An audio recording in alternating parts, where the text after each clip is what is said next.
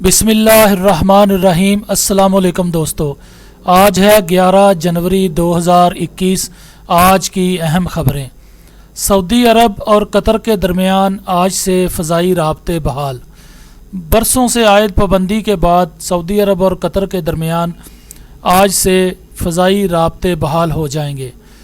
बैनुल-अक़वामी media के मुताबिक Saudi अरब और कतर के दरमियान आज से फ़ज़ाई राब्ते बहाल होने के बाद कतर की जानब से रियाज़, दमाम और जद्दा के लिए आज से परवाज़ें शुरू होंगी और सऊदी अरब भी दोहा के लिए आज से परवाज़ों का आगाज़ करेगा।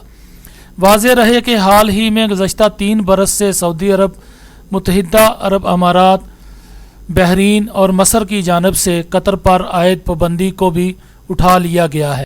आप देख रहे हैं गोल्डन न्यूज़ चैनल।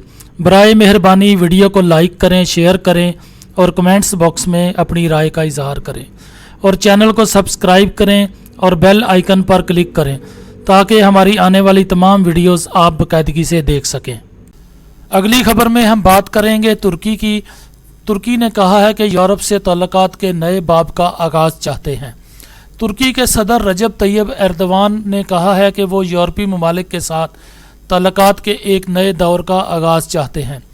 गैर मुल्की खबरसां अदारे के मुताबिक ये बात यूरोपीय कमीशन की सदर अर्सुला वान डेर लेन से गुफ्तगू में कही। उन्होंने मज़ीद कहा कि वो तुर्की का मुस्तकबिल यूरोप में देखते हैं। उन्होंने इस बात पर जोर दिया है कि यूरोपीय यूनियन में शमूलियत तुर्की की सियासी तरजीहात में शामिल है।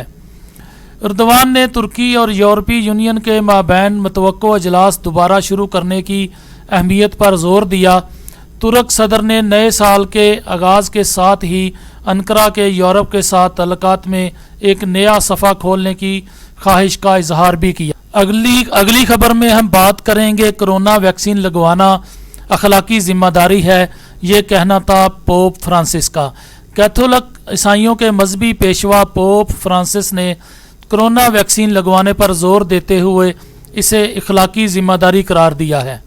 अपने एक इंटरव्यू मिनान का कहना था कि हर किसी को वैक्सीन लगवानी चाहिए ताकि ना सिर्फ खुद को बल्कि दीगर अफराद की ज़िंदगी को भी मुहलक वबा से महफूज कर सकें। उन्होंने कहा कि कोरोना वैक्सीन ना लगवाकर आप ना सिर्फ अपनी जान से खेलेंगे बल्कि दीगर अफराद की जानों को भी खतरे में डालेंगे। पोप के बकौल वो खुद भी आइंदा हफ्ते कोरोना वायरस की वैक्सीन लगवाएंगे। और अगली खबर में हम बात करेंगे भारत का लद्दाख में चीनी फौजी को हिरासत में लेने का दावा। भारतीय फौज ने line of actual control LAC पार करने वाले चीनी फौजी को हिरासत में लेने का दावा किया है। दूसरी जानब चीनी फौज के तर्जमान ने अपने एक अहलकार की गुमशुदगी की तस्दीक करते हुए कहा है कि भारत को इस हवाले से आगाह कर दिया गया है। अगली खबर में हम बात करेंगे इराक की 2 अमरीकी फ़ौजी काफ़िलों पर हमले। इराक में अमेरिका के 2 फ़ौजी काफ़िलों पर हमले हुए हैं। अल-मदाइन की रिपोर्ट के मुताबिक इराक के 2 इलाकों में अमरीकी फ़ौजी काफ़िलों के रास्तों में धमाके हुए हैं। इस रिपोर्ट के मुताबिक ये हमले और धमाके अमरीकी फ़ौजी कारवां पर बगदाद के जनूबी इलाके अल यूसफिया और इराक के सूबा अल सवावा में हुए हैं। और आखिर में हम बात करेंगे दिलचस्प और अजीबो गरीब की। स्कूटर पर दुनिया भर का सफ़र करने का आलमी रिकॉर्ड कायम। स्कूटर और उससे मुंसलिक 2 पहियों वाली छोटी कार पर पूरी दुनिया का सफ़र करने वाले बरतानवी सियाहों को गिनीज वर्ल्ड रिकॉर्ड से नवाजा गया है।